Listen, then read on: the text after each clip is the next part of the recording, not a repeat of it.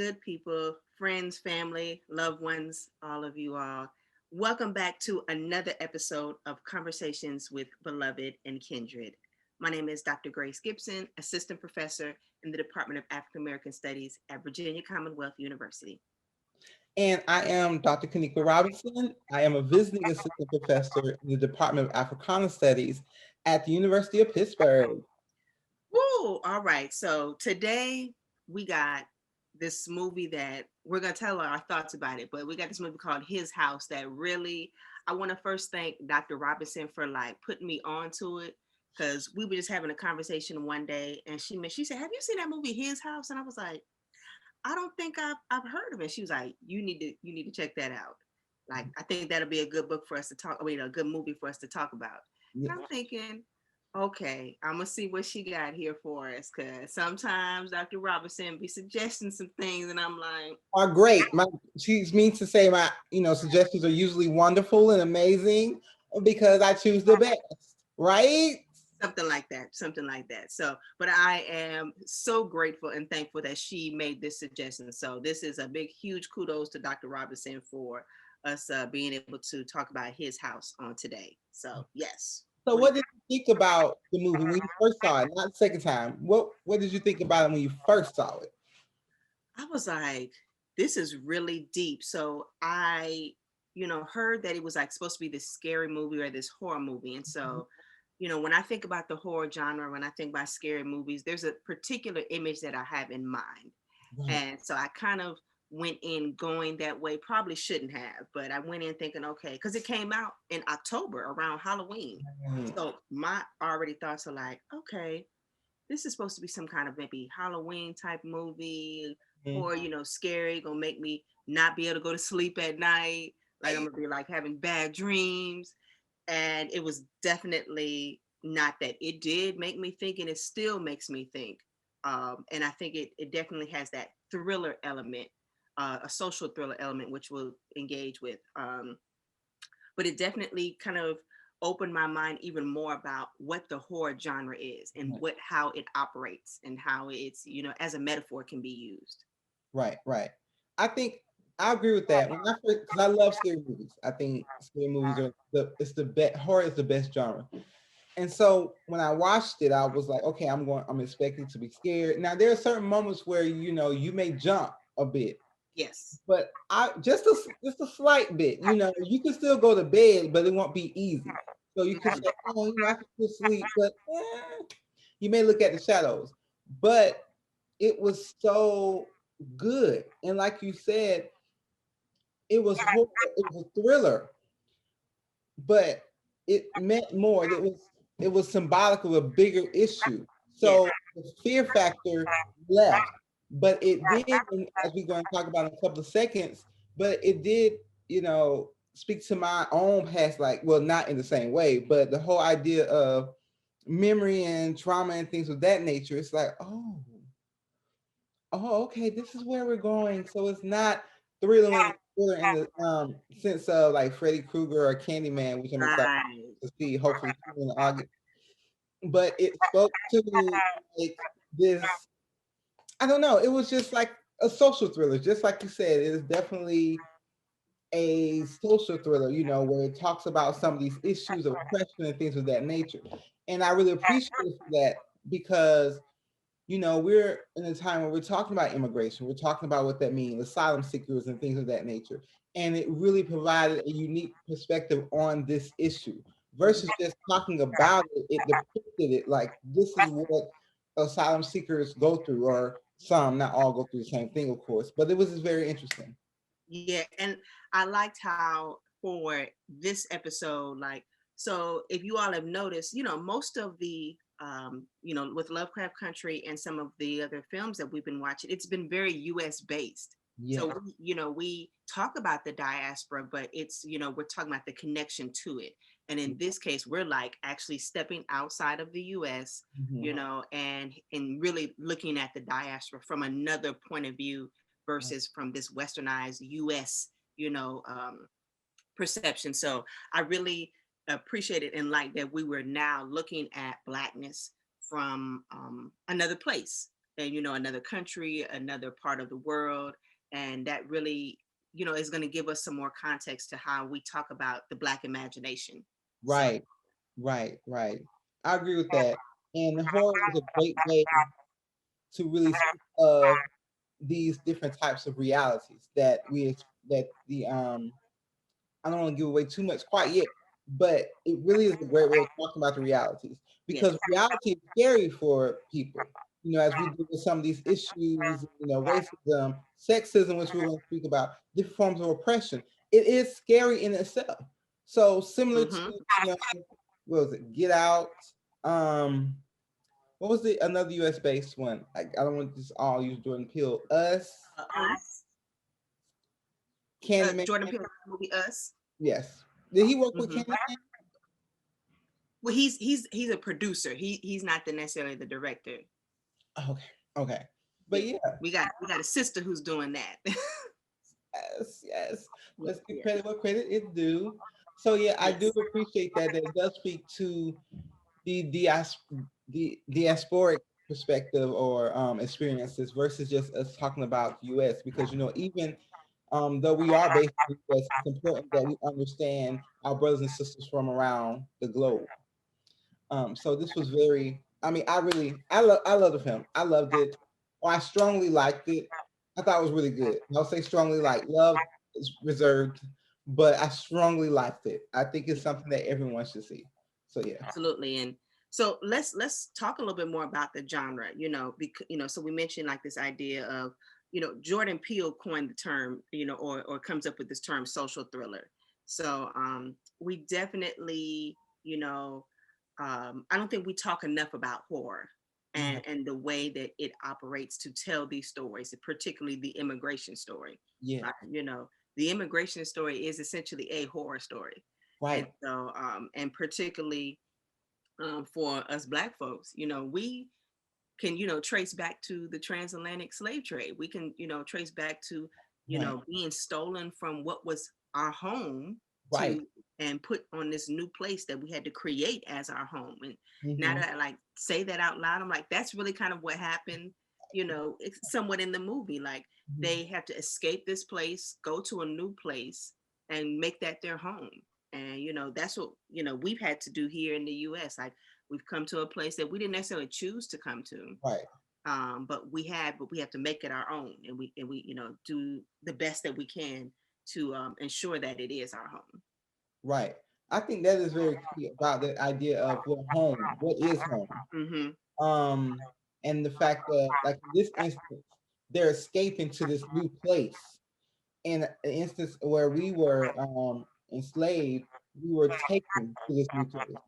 But Right. like you said, there's some shared experience even in that, because as we are in these new places, we are forced to create a home. Right. We then the home that we're given, of course, is not like, oh, home sweet home. It is about survival. Home is survival. Yep. It's about how do you create this type of survival in an oppressive place? Mm-hmm. And so it's about how do you this whole idea of leaving, of moving, and we speak about it even in our multiple themes that comes up in this movie. Right. So this idea of escapism, you know. Exactly. So what does that mean when you think of escapism? But yeah. Yep. And then, horror also as a genre, particularly in this film, we're like looking at things about grief, heartbreak, the isolation that Mm, many of us go through. You know, just because some people escape, sometimes they don't escape in a community or with a group of people. Sometimes it's alone. It's a very, solitary experience. So, we have to engage with, escape as something as freedom and liberating, but it can also be very grim and right. traumatic, Right. and violent, even in some cases. Hmm. Absolutely. And then even in that process of escape and getting to this new place to create this new home, and how fearful it is to be accepted, to even belong, to assimilate. And so in this movie, we see even that this whole idea of, okay, now I'm in this new place. I have to find a way. Again, this is a part of the survival. Right. Like I have to assimilate. I have to become like them, or I have to be created or be in a way that's acceptable to them. so that Exactly. I am here, particularly in this story. Not just that I am here, but that I am accepted. Mm-hmm. So we see that thing. And, just like you said, it's also about in that same process of assimilation, you have alienation, not Right. truly being understood. Like, okay, well, I'm trying to assimilate, but I feel as though I'm not truly a part of it. And that's Mm-hmm. one thing I like about the film. Now, I'll go deep into it right now, but I love this interplay between someone trying to to assimilate, and then someone in that same couple feeling alienated. Right. Right. So it was a wonderful interplay of that. So I absolutely agree with that. Horror really speaks to that Mm-hmm. perspective. And also, so we got horror, we got thriller. We also see, Afrofuturistic, magic realism, supernatural elements. So we're seeing that a lot in this film as well. Like we really are going to dive into that. We're definitely going to be diving into African spirituality again and African cultures, particularly from Sudan. So now we're bringing in a new place that we're going to be to get to engage with, and the African diaspora. It's so wide and so diverse, and so there's so many different stories, so many different things that they bring to the table. It always blows my mind when people just regulate the continent as this kind of like one solitary place. I'm like, no, there's layers to this. There's levels, Yeah. to this, and you Mhm. can't just throw them all in one box and say that, oh yeah, Africa looks like this. No. Right, right. I- And this movie definitely gives us another way to look at the continent, and it's, in its way, in its connection to the real and and fiction. So right, exactly. It makes this movie really speaks to the complexities of the Black experience, period, as right. well as the complexity in the immigration story of, African asylum seekers. Yeah. And honestly, it really opened my eyes to several things in regards to asylum seekers, especially in the UK. Right. You know, and it brings up a different conversation, like you said, about blackness and this global blackness. Mm-hmm. So Absolutely. Whew. All right, so we got that this is a horror, we got that it's a social thriller. Let's yes, set the scene of the movie. All right. So the movie is set in its opening, we're, put this in your mind. We got war-torn Sudan, yes, we do. so this is, kind of remnants of the Sudanese Civil War that happened in 1955 to 1972, and once again in 1985 to 2005. So that's your kind of background as far as kind of like what gives some foundation to the character story. Mm-hmm. And we have this opening scene, which I remember seeing it and being like, okay, what is this of this man carrying a child? That's it. Right, right, Nothing else. You don't hear any dialogue. It's simply a man carrying a child, and how after seeing it, at the end, obviously, and after seeing it a second time, you realize the significance of why the scene opens up like that specifically. you'll be upset. You will be upset, but it's okay. It's okay. It's a conversation piece. But it yes, it was very upsetting, but it was very weird to open up to that. To be like, well, why? What's the point? And then, we in another setting is the London suburbs.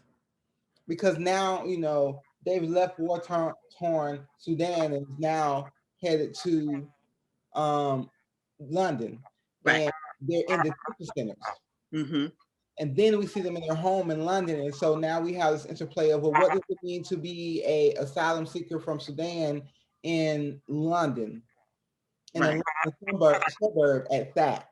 Right. So they're fortunate enough Right. to be in the suburbs, but how does that play with their personalities, their characters, and what does that mean for them, and how does it affect the alienation or discrimination of the couple? Right. So yeah, So the couple who Dr. Robertson is speaking of is Rael and Bowl. So we have this couple that has escaped let's make sure we make mention of that. They have escaped, a war-torn Sudan to become asylum seekers in this, a suburb of London. So they're traveling to the UK. They do it in a very non-traditional way. Well, I guess maybe not really non-traditional, because that's how many people are escaping. Depending on who you are, I guess is non-traditional. It went like they got on a plane and coach and had their peanuts and drink. They were on a boat, many of them. And so class too. It speaks to the issue of class. yes, They didn't have the money to, fly to anywhere they want to. They have to escape. Escape is not beautiful. it's not. It goes right back to this horror. Escape is not an easy thing. And so even this process of how they left was traumatic. Right. And so again, we speak to this horror and escapism and how actually the genre works, because it was scary to them. What does it look like to leave a place you knew and then escape along this path that is unfamiliar to you, that is dangerous? Exactly. So we have, them escaping in, uncharted territory. We see, like I said, the opening scene of, the man, which we would know to be Bowl, carrying this child. And then we, see them in this detention center. And in this detention center, even there, we, once again, this isn't, the Marriott. They are in a very small contained space where it's Rael and Bowl also in the room with another man. So they're sharing this room with 2 beds. So it's really, this is not like luxury here that we're talking about. No. And so we're already seeing how, even though they have escaped, it's like, did they really escape? Like, did they really get to be free? And in the detention center, what was the thing that stood out about what did the male roommate say? Or roommate, I don't know, I wouldn't want to call him. Like, not quite roommate, cellmate. Cellmate, there we go, yeah. He said something like, it was something in reference to you're not leaving. Like, while your hopes are up, you're not going to leave. He's going to be here too. And then it was just like, wow. So you pretty much escaped the prison. Yeah. And he was so beat down and pessimistic, like, you're not gonna. Like, I don't know why you all are getting excited. I don't know why y'all think y'all about to leave. I mean, he had even become complacent in the sense of like, I mean, we're not going nowhere. Like, why are you getting your hopes up to think that you are? And if for a brief moment, I do feel like maybe they're not gonna go anywhere, or like maybe they are stuck. Like maybe that this is, because I guess it happens so much that you believe it to be true. You believe that to be fact. So. And so to see when they do leave, though, you're just kind of like, it's kind of like a small sigh of relief, like, oh, okay. Small sigh of relief, but a sigh nonetheless. Small. So, and then as they were going to, I just want to speak when they were going to the board. Right. And they passed the room where officers were like holding this man down and he was like screaming. Yes. Just like beating him. It was just like, well, prison, and, at this moment, not being treated as human. And it really goes, we're going to speak about that in 2 seconds about what does it mean to be a citizen and not citizen. Yep. And the fact to, even in this conversation, to not be a citizen means to not be human. Right. And so they could be treated in such a way where the humanity is stripped because they're not citizens. Exactly. And so then they head to the board. But before that, you notice how, as they were walking to, like she was, putting her headscarf on, making sure that she looked presentable, even in this place that was not treating them as such. She wanted to make sure that she looked a certain way that was not going to be a turnoff, that was like, I want you to see me for who I really am, not who you think I am. Mm-hmm. So this whole presentation, this whole, in a way, performance that she was kind of having to put on herself, to ensure, maybe just give me a little bit of an edge to make sure that we can both, leave out of here and get out of even this place. That's true. It's kind of similar to some of our experience here in the U.S. in regards to, we have to look the part. We have to, put on the best even though we may be dealing with a lot, hey, we have to look good. And so I can bring that point up because that was a that is a great point in regards to the film, because at any point throughout the film did she look disheveled? Right, and she doesn't. Right. It was just always it's like Lovecraft and Letty in Lovecraft. How Yes, they do everything, she run up trees, she beat monsters, she's a track star, she all this stuff happened and she still looks good. right.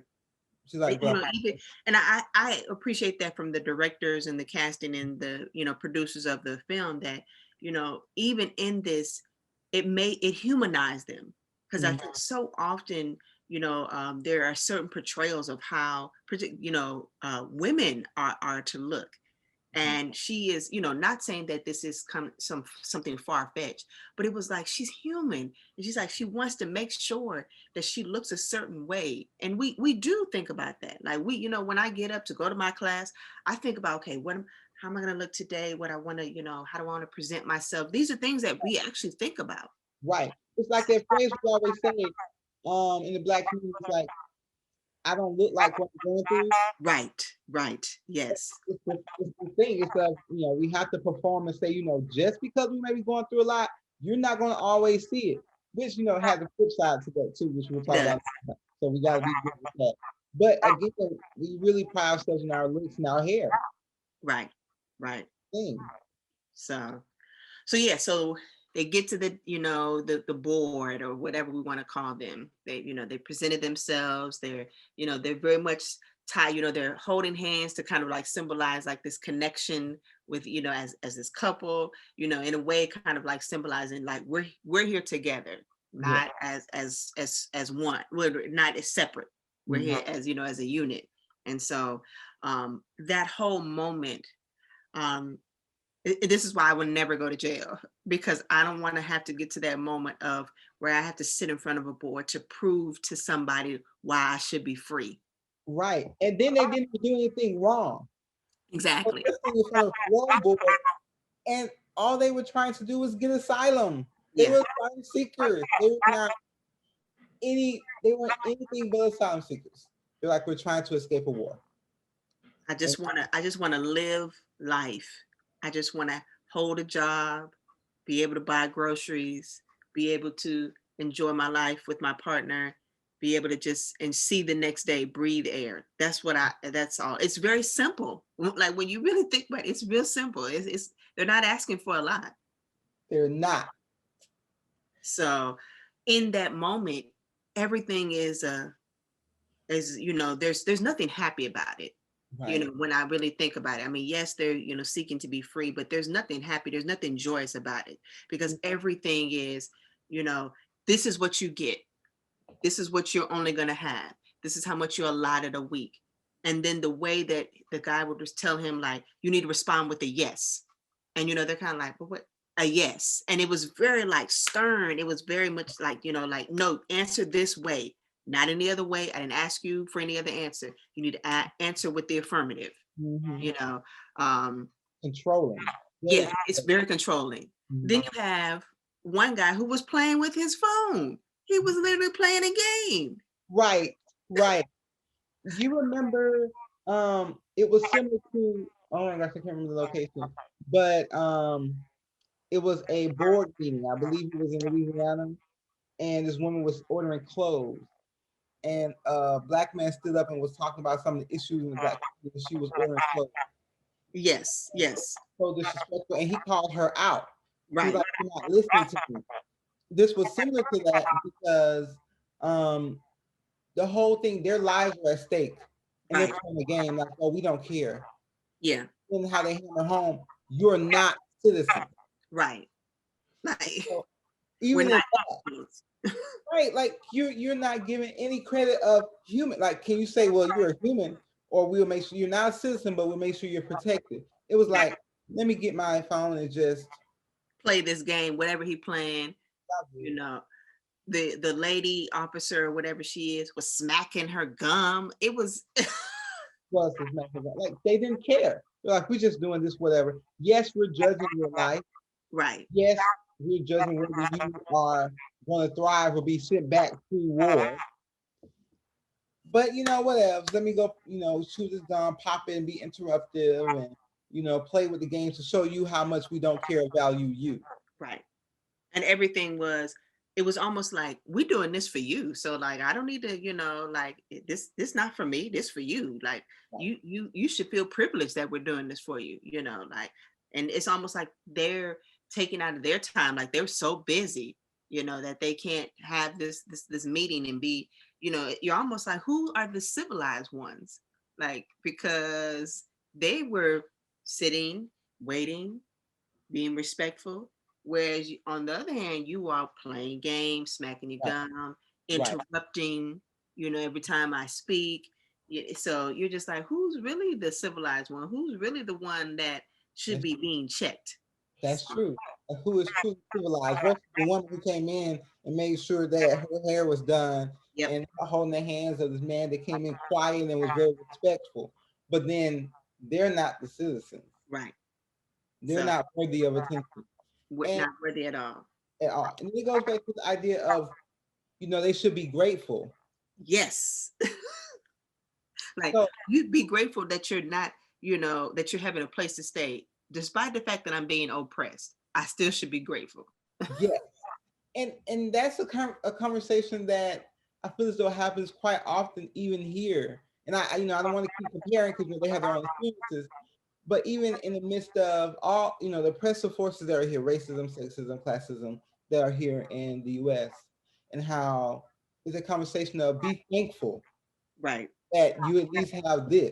Yes. And it's like, mm, I deserve this.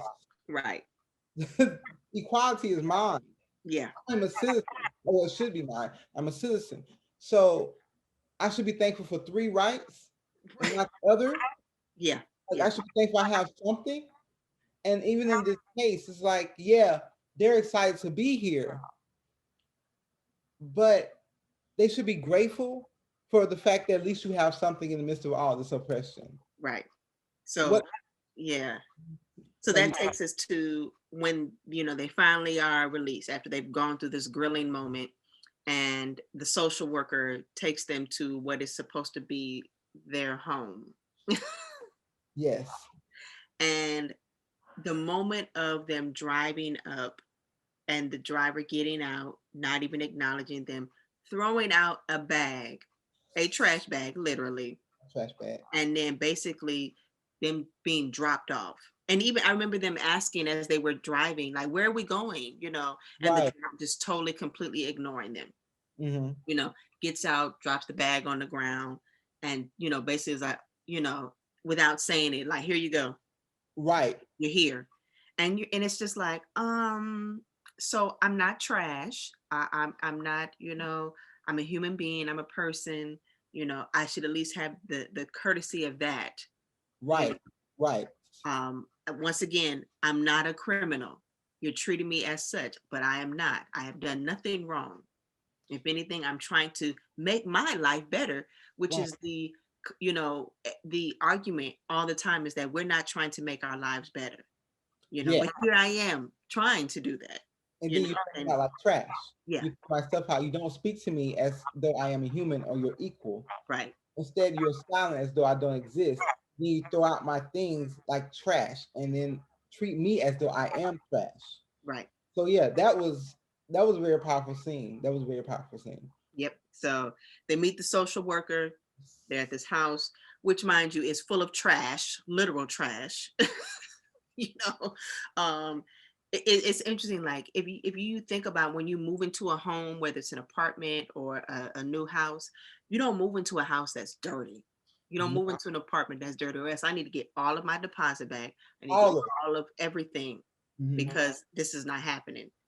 And so, but this is the opposite for IL and Bowl. They're coming to a place that is already like dirty, outside before they step into the home. There's all this trash in front of the home, and the social worker's like, main thing is, it's yours. Also, that's supposed to make me feel good.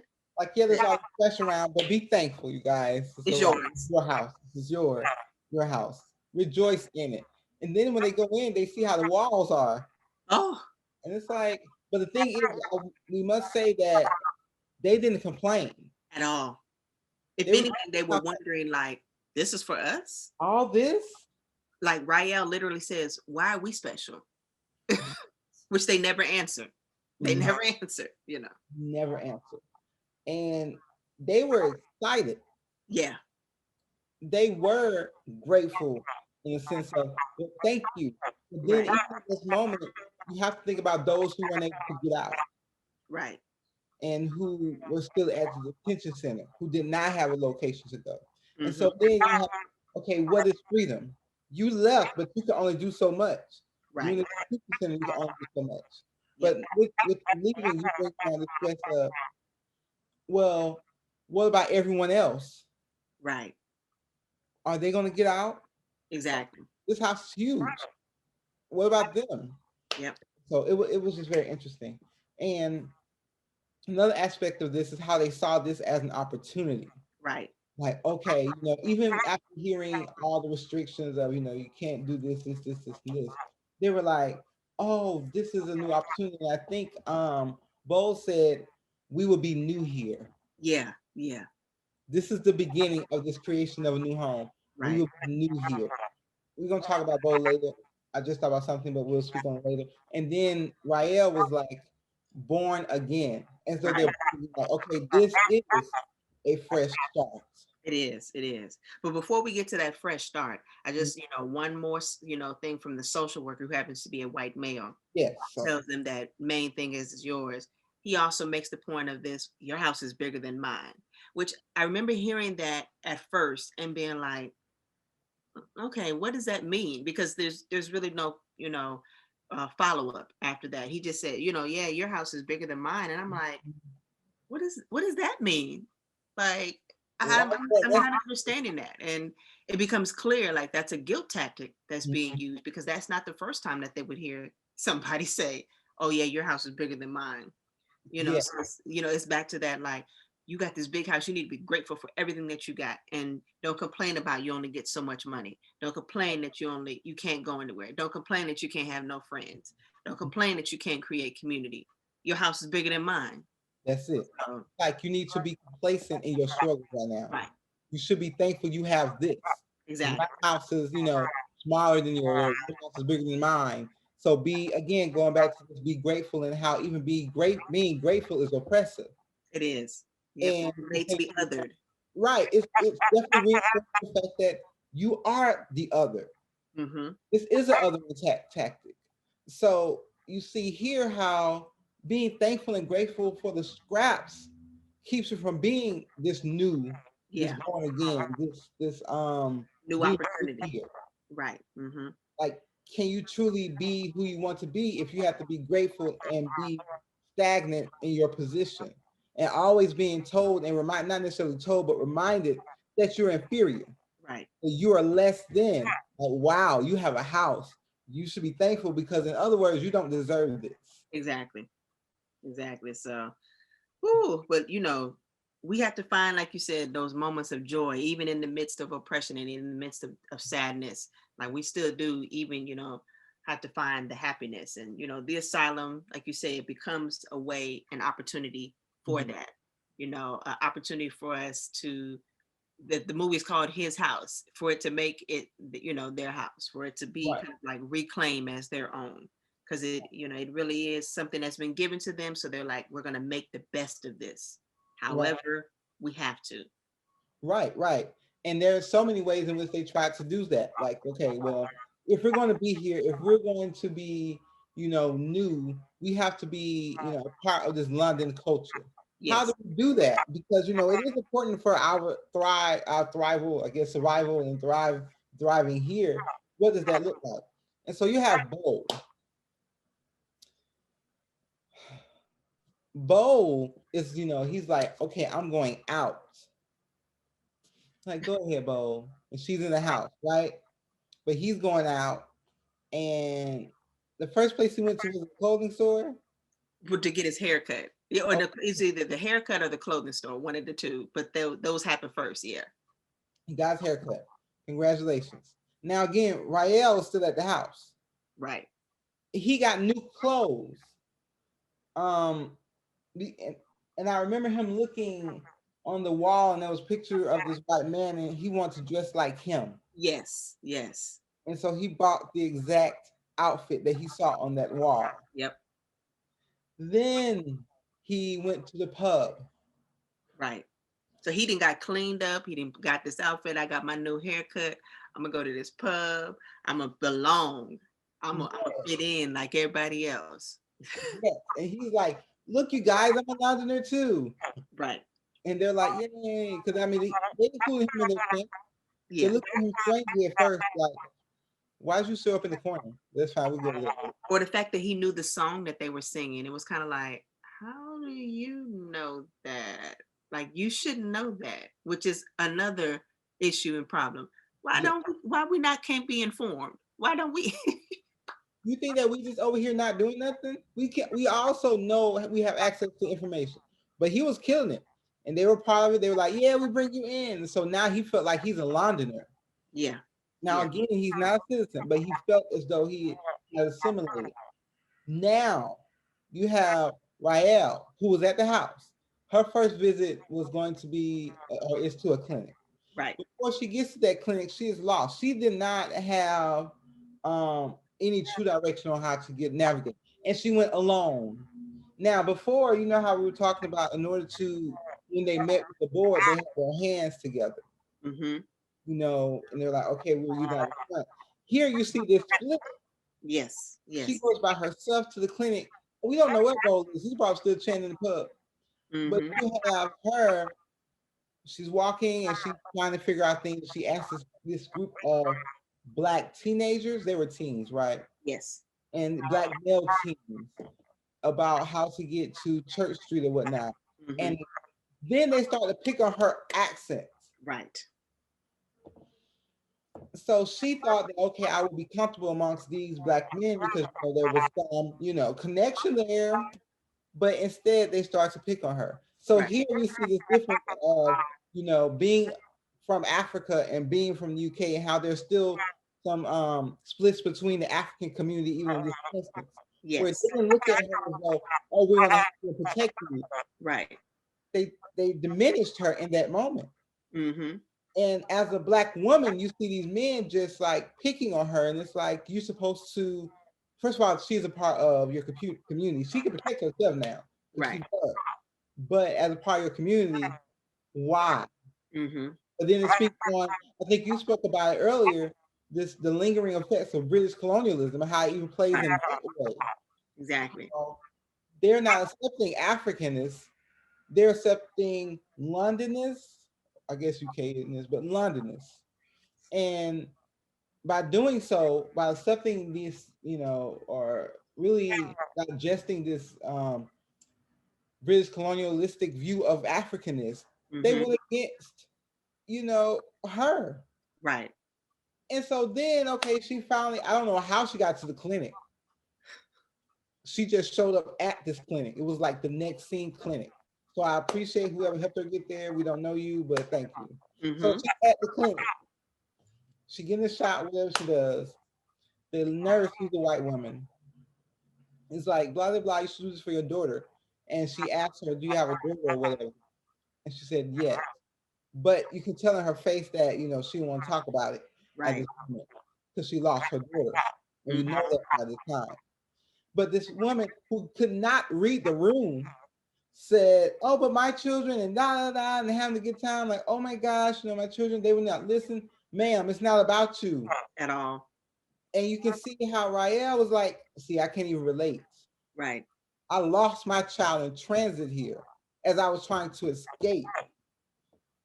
Your children are safe and sound at home. Mm-hmm. Why? Well, let's keep in mind, she did not know about Rael's child.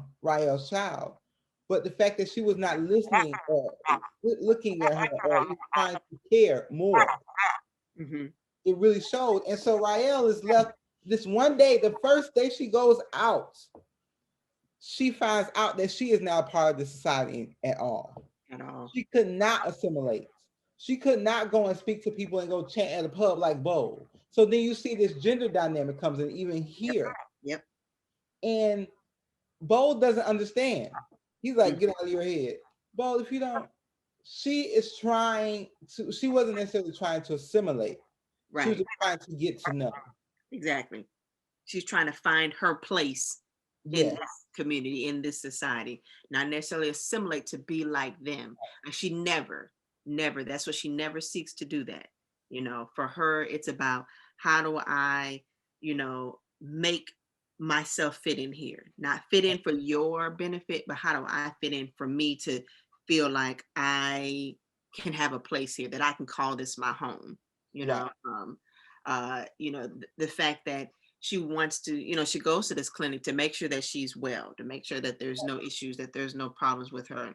The fact that she wants to leave, because there is even a moment where, Bo kind of like, I don't want you going out by yourself. Like a lady, shouldn't be out by herself. And you're thinking, I'm not an invalid. I'm not, helpless.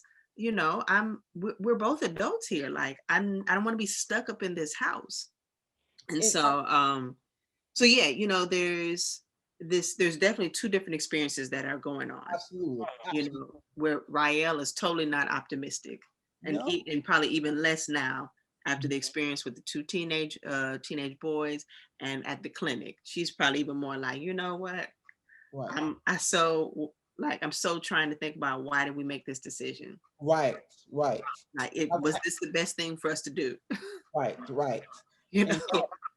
So because even then it really brings up this, if because even as we talk about the difference between Bowl and Rael, you see this gender difference, yep, which again further complicate the refugee asylum seeker experience, because we don't when we talk about these experiences, we really come from a male centered approach, right, and we right, look at everyone as a monolith, but we don't really talk about the trans experience, the woman experience, the LGBT experience. We never really talk about these different things. yep. We focus mainly on the male experience. So Bo was having a good time. He was. At He least was, he thought he was. at least he thought At he least he was. thought. Because even in that, like, I fervently believe that, like, Rael was the voice of reason from the moment it starts to the end, and she maintains that throughout, because she tells them, we are not like them. So why are you sitting here trying to act like them? We're not like them. Not like them. As much as they gave you a care package. Oh, you think you accept it now? No, they feel sorry for you. They feel sorry for us. So no, we're not like them. They don't see us as the same. We're not their equal. You know, Right. and we're constantly seen as suspicious, because even their neighbor looked at them like, always constantly looking at them like, Mhm. why are you here? Or y'all gonna be gone soon. That's what she said. Yeah, y'all gonna be going You, soon. you ain't gonna last here. You know, and as you mentioned, the lingering of colonialism, like that it's very much present, and and will probably always remain, like, even if we think about the situation with Meghan Markle and so forth, Yeah, like we're colonialism is a drug that right. has to be eradicated, Right. and we're nowhere near that happening. No, So no. And it does also speak to, even in, the lingering effects of it, is this patriarchy. yeah, that too. Bo, they, even though we know Bo is never going to be truly assimilating to society, he moves through it easily, though. Right. It's as though, even though this is a front that is given to him, there is still a front. There is no front for Rael. The world's like, this is what it is. And it goes back to this conversation on Black women not being protected, Mm-hmm. Mm-hmm. where she's going through what she like. First of all, I will say, give her credit. She was not trying to change the tire. At all. The whole move, she had on her traditional outfits, and she was like, "I'm wearing my clothes," Yep. even though it further alienated her. She knew who she was. Right. Yet she was not separate. Whoa! It was like, oh, I'm enjoying life, and Trying to fit in. I'm just trying to fit in. I don't care, and again, it goes to this idea of gender. Even the movie being called His House, Right. like But it's like, but who was running it? Because who was running it, psychologically, Mhm. spiritually, mentally, physically? which we're gonna tap into here. Yes, it was his house, but who was, he was almost always constantly going off the rails. But Yeah. somehow Rael was like still centered. Even though she was dealing with the trauma, even though she was dealing with, what was happening to them and this lingering guilt that definitely was following them, somehow she was still able to maintain some level of peace. But Right. he couldn't, He you couldn't. know, but yet this is who, it's his house. He's supposed to be the man in the house. He's supposed to be, catering to all and making sure that, he gets the money, whatever. Yes. Yes. Somehow he can't even keep himself together. Right. Exactly. He cannot. Because even in the midst of, like you said, in the midst of all this, she was not hitting or banging on the walls. That wasn't her. She was not tearing down the walls because, his guilt was coming to him slowly throughout the movie. Yep. And he was tearing down the very house he's supposed to be grateful for. Right. And she's like, what is wrong with you? Yeah. And it was slowly his guilt coming back to him, about what happened to his daughter. We don't know yet at this point, but, Right. slowly it's coming back to him. And at the same time, all his anger, whatever, or not necessarily his anger, he was still trying to control Rael. I'll never forget that part. You remember that one part where she was like something. He said, "You're not going anywhere," and he Yeah. locked her in. So because, and I think this is when he begins to start to unravel, so you're like, okay, so you clearly are losing it. You must have lost it. And Rael here is trying to bring you back to earth. She's Yeah. trying to get you to understand before you have this breakdown. I almost feel like she saw it coming. She saw what was, about to transpire, and she knew all along, because that's when she had to, sit down and tell him that story, because it was like she knew along she had felt haunted. She Mm-hmm. felt like something was, hanging on their shoulder that just you couldn't shake it off, Right. Um, Right. and that really comes together when we see the flashbacks too. Mm-hmm. We see the flashback of, with them carrying this child, and seeing the connection of like, wait a minute, but we're not gonna spoil that just yet, not yet, hold on, we're almost there to get. I almost. I said, yeah, because when? Okay, we'll hold on. Okay, we'll hold on. Almost. So I mean, but yeah, when it comes to gender, we're called Conversations with Beloved and Kindred. Toni Morrison, Octavia Butler, these are, Black women who have a force to be reckoned with. Right. And Rael is in that. I feel like she kind of embodies, what it means to survive and thrive, and what it means to process, what's going on. And you needed her. He needed her, because he was not going to be able to get through without her, saving him in more ways than one. Right. Because she came through for him throughout the movie, even in the end. She came through with him, like really from the very beginning, of the film. She was his rock, and I was so happy that the director or producer, whoever, really depicted her own struggles, because a Yeah. lot of times Black women's struggles are usually invisible Yep. or Or you rendered slipped under another one. right, and so the focus would be on the men. And even in this film, even though we see mostly boys doing all stuff on the street, we do see Rael and her struggles. Right. Time is really taken to what she had to do with the losing of daughter and all these different things coming, dealing with the pack, the fact of how she escaped, and her as a Black woman navigating the world, or navigating London, and how she felt alienated. So I really appreciate how the movie gave time to really speak on that, because the trope, the strong Black woman, and Yeah. what does that come with, and the whole conversation of strong Black woman, having all these issues and struggling, but have to be quiet because we have to uphold men. Right. What does that do? Or not just men, but the community. What does that have to do, with our own mental health? Exactly. Yeah. So let's talk about this spirit that's in the house. So as we said, the film opens with Bo carrying this child Mhm. that we're not sure where this child came from. We're assuming that this is their child.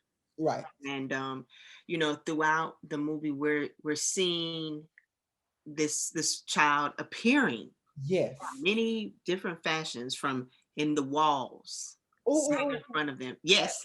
so okay. So I love it because she only appears in the darkness at the beginning. Yes. Like Yes. he has to turn the lights off because it's like, all right, you know, it's in the dark right now, so it's hidden. And Right. then as the movie progressed, she said, "Oh, I can come up in the light now. Mm-hmm. I'm no longer hidden." Like, you're gonna see me in all this. Yes. And then she was like, "I." This is a great scene when she had her hand on the light switch, and she said,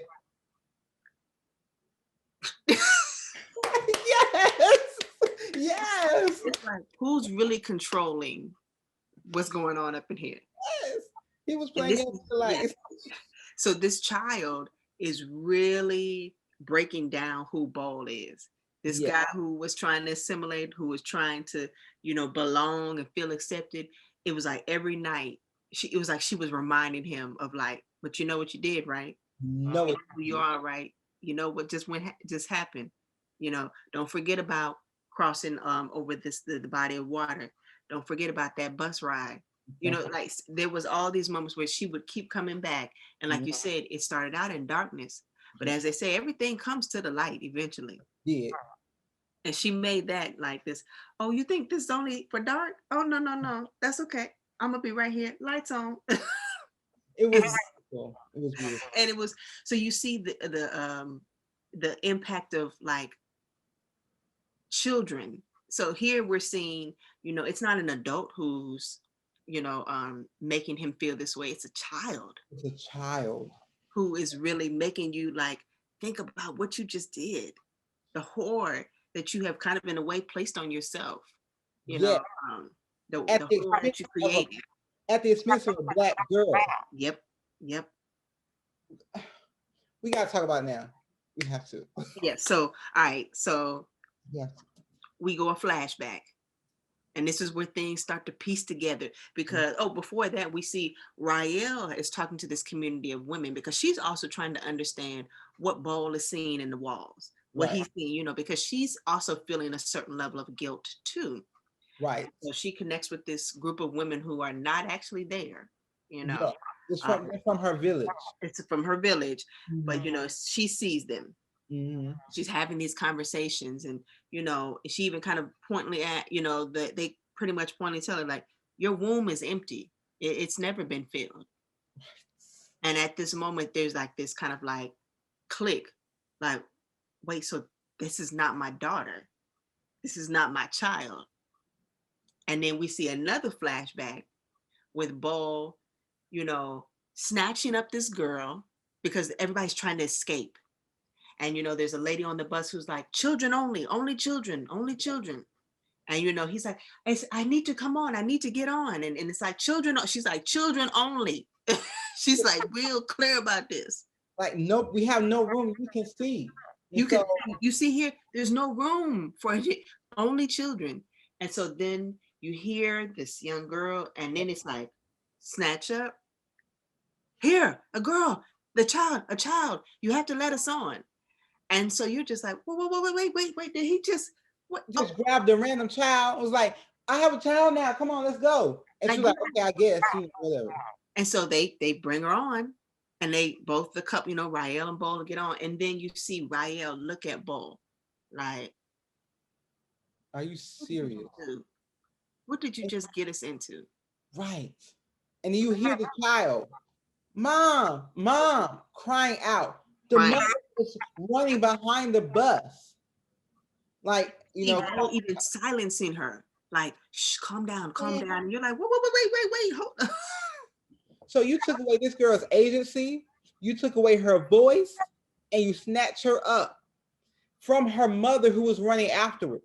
Her mother ended up getting shot because she was, running in front of that. So she was, it was equal. She was shot because it was war. But this girl crying out, seeing her mother, and like you said, literally her mouth being covered up. Yep. This girl, we don't know her age. We don't really know much about her. You don't know her name. We don't even know her name. and he just grabbed her and got on the bus. And everybody was looking at them like they were crazy Yep. on their bus, like, But nobody was gonna say anything either.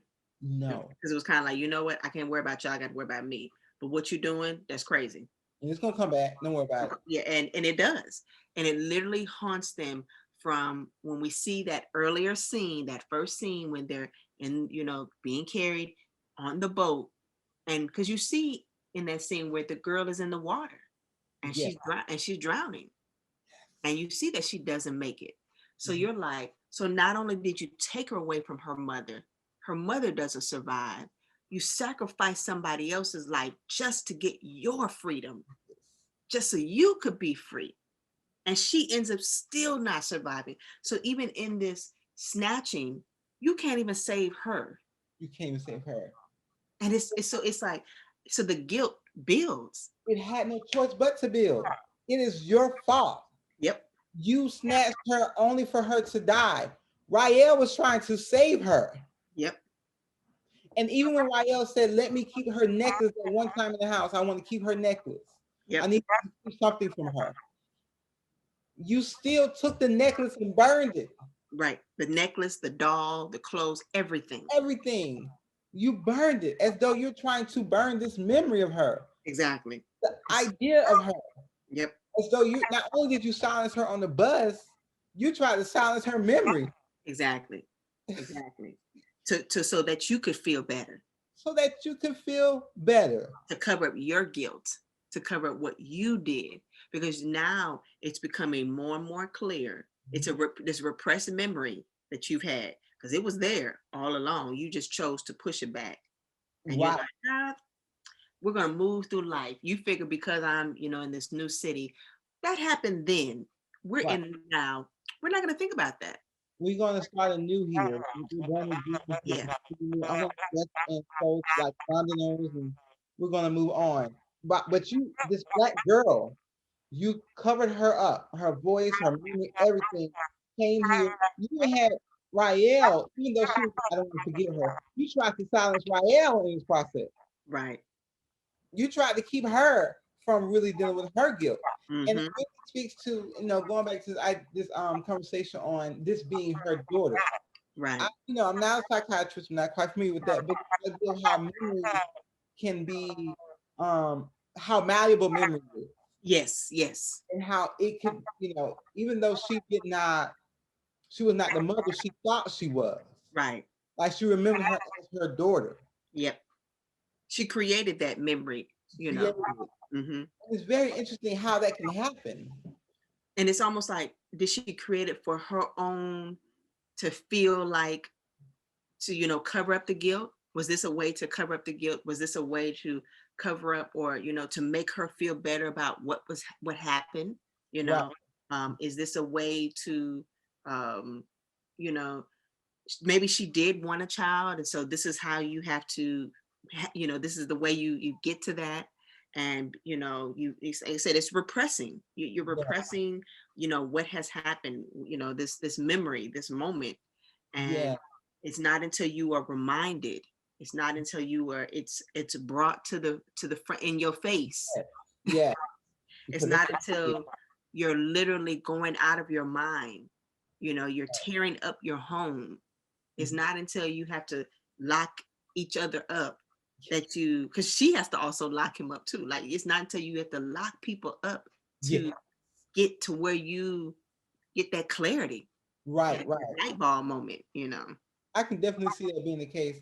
And also, in addition to that, how when she knew that Bo stole this girl, she wanted to protect this girl. So she became like a mother to this girl. Exactly. Because she knew what Bo did and what it cost. Now, not only, it wasn't about her, but about the daughter or the child, what it cost the child. So she was like, I'm going to protect you. Yep. You're mine. And so it's almost like she took on this feeling of motherhood, of mothering, because of what happened, because of Bo. Right. And she really loved the girl. So I'm not going to say she didn't. Right. And that was her way to fix things, because she was trying to make it better. You have to acknowledge that even in the mistake that she knew she made, she was like, okay, how do I fix this? Even though I've made a grave mistake, how do I make this better somehow? You Right, know? right, right. Um, yeah. So we also see that, not only is the guilt manifested in this child, but it's manifested in this very, this spirit, this magical spirit, one might say, called an apeth. Yes. So I always love that we get to kind of like dig around and find out some new things, because I learned some new stuff about things. Sometimes watching a movie, it's very entertaining, but it can be educational at the Mhm. same time. So, you have where you see this history of the apeth, or it's also known as like a night witch, Right. or a Dinka, Dink, part of the Dinka mythology. And so the Dinka culture is attached to Sudan, and it Mhm. is considered the largest ethnic group to South Sudan. Mhm. So I'm like, ooh, interesting. Okay. Right. And, I'm starting to remember episode 3 of Lovecraft Country. And I'm like, okay, here we are channeling in, the past, and these this another type of mythology here. Right. Right. So yes, it's folklore. Mhm. It's another form of folklore. So Rial tells this story. We kind of mentioned this earlier about a man who, despite being honorable, he became so desperate to escape poverty that he stole from another person's house. Sound familiar? And she goes on to, say that um, the person's house that they stole from was from the residence of an apeth, the spirit. Mhm. And so, because of this, the apeth now haunts them. Yeah. And now it's kind of there because you've taken from him. Right. And Right. even you've got this new home. This new home comes with some attachments. Yes. Yes.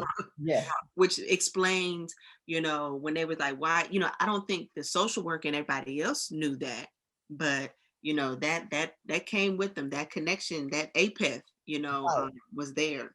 And so we learned that the apeth in the Dinka culture lives only to eat, a distinction made to describe the fact that the witch consumes the good fortune of its victims, leaving nothing but misery in its wake.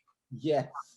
And so we see here that this definitely mirrors what's going on with Rael and Bowl, and the Right. pain that they're feeling. Because Mhm. literally, the apeth is inside of Bowl now. It gets to that point where the apeth is like, I'm coming in.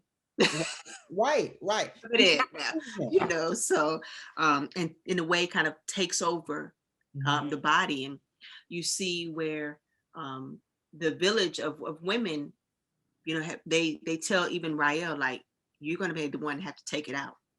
Like, so she doesn't understand what that means at that time, when they give her this large knife, almost darn near a machete, Right. um, and basically, like, they're basically telling you have to get rid of this. Yes. You Yes. have to remove this guilt, this pain, this loss, this trauma that's lingering via the apeth. And it really speaks to the fact that Rael is still close to her culture, Yes, and yes, how she was still in tune with her culture, even from not only telling a story about it, but even being able to listen to wise elders, or the elders coming back to her, and speaking to her and letting her know what to do. she Because stayed true. yeah, exactly. And you speak, Bo was too busy being in London that he forgot himself. And, Right. trying to forget everything he did. Mm-hmm. So he was trying to wash himself of his past completely. Right. And look what it did. It Mm-hmm. ruined him. And like you said, the ape has consumed him. That guilt you stole from the culture when you stole this girl Yep. and she died. Mm-hmm. Oh, I'm here with you. And it consumed every aspect of him, tearing down the walls, trying to get access to whatever he was trying to get access to by making holes in the walls. Right. And then going back to the caseworker and saying, I want to leave this house. Yeah. And then it's like, well, the ape is going to follow you, dear. Yeah. It doesn't matter where you go. No. The apeth is coming because, as culture and history, of the apeth, goes, they exploit a victim's guilt. Yes. So you can live in another house. That's okay. I follow where you go. You go where I go. I go where you go. Like we You live together from now on. Enjoy your time. Until you basically remove me, take me out, Right. That's the only way. And so I said, think of the boogeyman, but Mhm. inside, is embedded inside. And so, I had to bring up this line. Black women tried to tell you. They That's it. tried to tell you. She tried. She She was tried. all Right? Y'all tried. she did. But you didn't want to listen. No. I'm saying You you got to listen. You got to That's listen it. to it. Just listen. Because again, it was the black woman who told the black woman how to get this out the house. It was a black woman who told him what it was. Yep.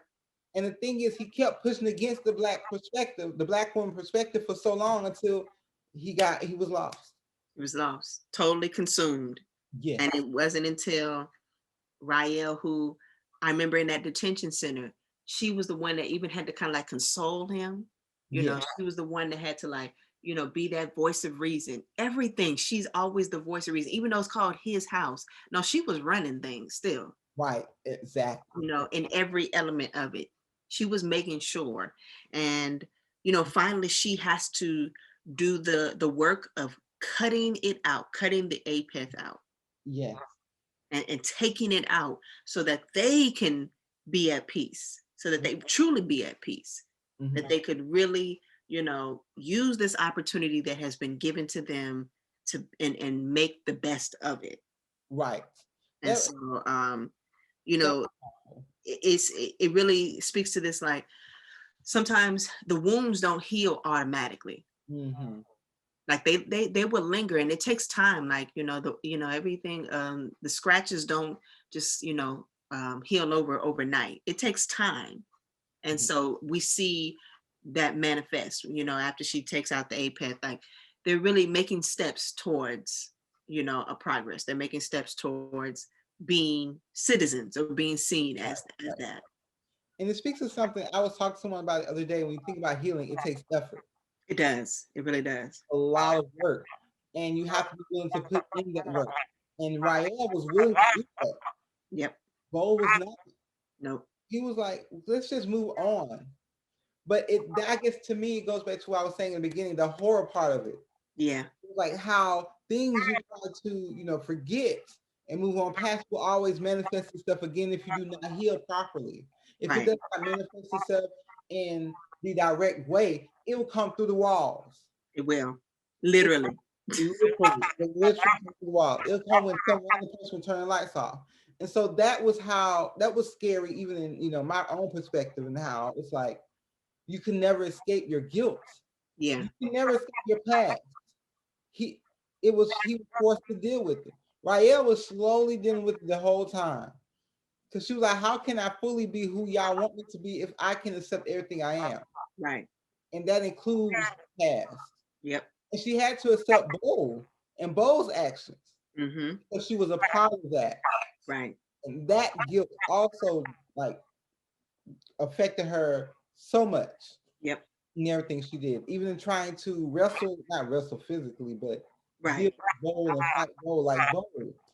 And even I would say it comes up again when early in the film or mid film when the caseworker comes to the house and he sees all the holes in the walls and he's Right. like, "You all right?" And she said, "Mm-mm. I'm not. Look, we're not lying today. That was a night witch. The witch Yeah. got her." Yeah. So And she it, was not lying. She was not coming with this nice another story. Oh, he has mental issues. No, that was a witch who was hunting him. And mhm. And it's like she kept it real. She kept it 100. She's like, I'm not. Why I got to lie to y'all? point. It doesn't matter if you want to accept me or not. This is who I am. This is what it is. Enjoy your day. We'll stay in this house. I didn't even know and spoke to you. Right. He went without me. I could care less. All I'm saying is this is a night witch. Exactly. And so when it's all said and done, I talk about the immigrant experience in passing and kind of have conversations, very cursory conversations, but this really made me think about it. And I think maybe because I felt a connection in the sense of like it's, diasporic. Right. I felt that many of the things that they experienced, I was like, I've experienced in some sort of fashion. And so they, I felt like, okay, we can come and talk about the Black refugee experience from different angles. Like there's not one way to talk about it. And I Right. think for me, that makes it easy, another entry point for me to have this discussion.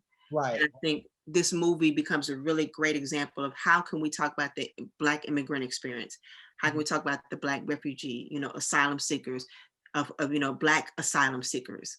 Right. Right. And really kind of have these, robust conversations about it. And this is a movie that really does that, and Right. in a very creative, Yeah. creative way.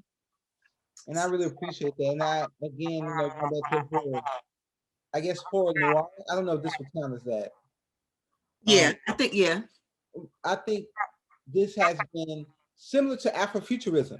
yes, It's another, I guess, it's adjacent or a parallel to it, avenue for Black people to really talk about our experiences, because right, it's not always joy, but you exactly. can depict pain. But what if you depict it from this experience of horror? Mm-hmm, mm-hmm. Because it really speaks of, okay, like for example, with this movie and the refugee experience, it was scary for them the Right, entire way. Even though Ball was able to find a way to assimilate, he was scared even in how he was going to assimilate. exactly, So exactly. it was fear throughout his process. He was trifling for taking a girl. He was problematic for that. That was unacceptable. Yeah, And it would be different. I know it wouldn't be different. The fact that he stole this girl and the girl still died, he needs to reckon with that. And so I'm glad this movie had this reckoning moment for that him. you always have to reckon with. Like, this doesn't go away. This Right. doesn't just like disappear. Like, you're still gonna always have to reckon with it. It's how you reckon with it Yes. is how you will be able to move forward. Because like I said, it's not gonna go away. You're gonna have to deal with it, but it's just in the manner in which you deal with it and how you deal with it, and Right. acknowledging it. Because I think that's a big part of it, is acknowledging what has happened. Right. What do I do next about it going forward to ensure that it doesn't happen again, or Mhm. that I can avoid someone else maybe going through that same experience? Exactly. Exactly. And because we see in the very last scene, I think yes, the very last scene where you see them standing in their house Yes, and you see all these refugees around them. They're not real, but they're there. And exactly. it really is important because you see how now they are finally acknowledging what has happened. Yep. They all were on this trip here, and not everyone made it. Not everyone made it out of the detention center. Right. And not only is it about them acknowledging their past, it's also about recognizing the people who weren't there, who did not survive, giving honor to their name and their experiences, and saying, they also tried to escape. Let's embrace their memories Right. versus pushing them back. And we talked about it before, how in our culture we respect we respect our ancestors, and in that it's important to remember them. Exactly. Almost like in that movie Coco, how Yeah, you're not supposed to forget. That movie's great. It's a really good movie. But in that movie Coco, how they survive through memories. that's right. That's right. And even in this last scene in his house, they were not scared by it. Mm-hmm. They were like, we embrace all of you because you all were part of this journey. You all were trying to escape. We are all here. I, honor you by not forgetting you. And the same Exactly. with the child. I honor you by not forgetting you. You know, Bo got Apex came. Now, Bo got his life together now. It's pretty cool, hopefully. But again, he's like, this is our house. Yep. And with that comes the memories of our people. So when it's all said and done, folks, check out the movie. It's on Netflix. It's worth a couple viewings. Yes. Much like every other type of thing, I'm trying to figure out how I need to put this on my syllabus to talk about it, which I think now, knowing that we can attach it to the immigrant experience, Yeah. it's a definite going to be a win on how to integrate that into to the class. So like I said, watch the movie. It's great. It's good. Definitely take our word for it. Like, I mean, it's good. It's really good. It's really good. It's really good. So please watch it. I think it's also important if you want to understand gender and gender dynamics of diaspora. And I think it's also important to really understand the complexity of the refugee story. right. It's not all one way. And there's so many levels to this. You just have to watch it for yourself. It's really good. I think it's important to use in our classes. I'm trying to figure that out myself. Actually, when we were talking, I was like, oh, I can use it for women in African diaspora. But yeah, so I was like, why did I not use that film? But, or I'm still gonna use it. Yeah, so I think this is a great film. So please make sure you watch it. Yeah. So what we got next? What's coming up next time? Well, next on Conversation with Beloved and Kindred, we have episode 7 and 8 of Lovecraft Country. Now, I love these. Well, first of all, I love all of them. Well, I don't love them all equally. They're all great, but there's certain ones that I love more than anyway. So this is 7 and 8 really focus on the women and girls. Yes. And it's going to be mind blowing. If you haven't seen it, you can watch it before you see it. It is a powerful. These are two powerful episodes that really speak to the very thing we were talking about in his house, the women experience. Yeah.